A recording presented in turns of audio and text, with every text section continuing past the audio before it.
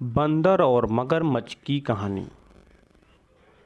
एक घने जंगल में नदी के किनारे एक बड़ा फलदार पेड़ था।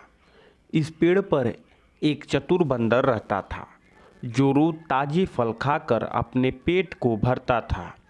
नदी में रहने वाला एक मगरमच्छ जिसका नाम गोटू था अक्सर बंदर से मिलने आता था और बंदर उससे भी फल खिलाता।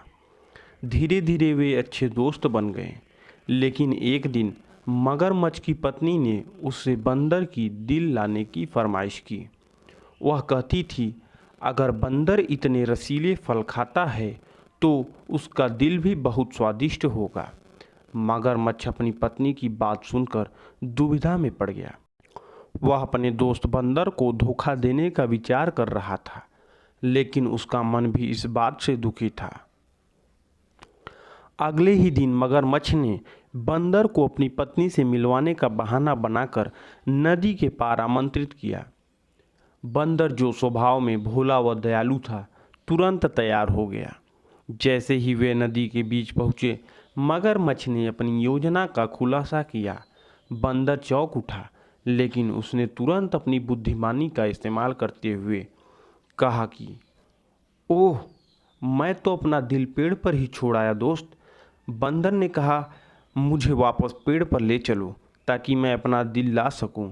मगरमच्छ, जो थोड़ा सीधा साधा था, बंदर की बातों में आ गया और उसे वापस पेड़ तक ले गया।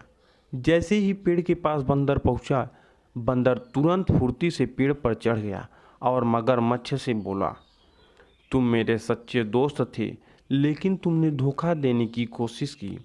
दिल तो हमेशा शरीर में ही होता है, ये तो मैंने तुमसे बचने के लिए कहा था। मगरमच्छ को अपनी गलती का एहसास हुआ और वह शर्मिंदा हो गया।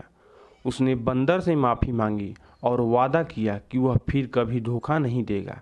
बंदर ने मगरमच्छ को माफ़ किया, लेकिन उससे सावधानी बरतने की फैसले की।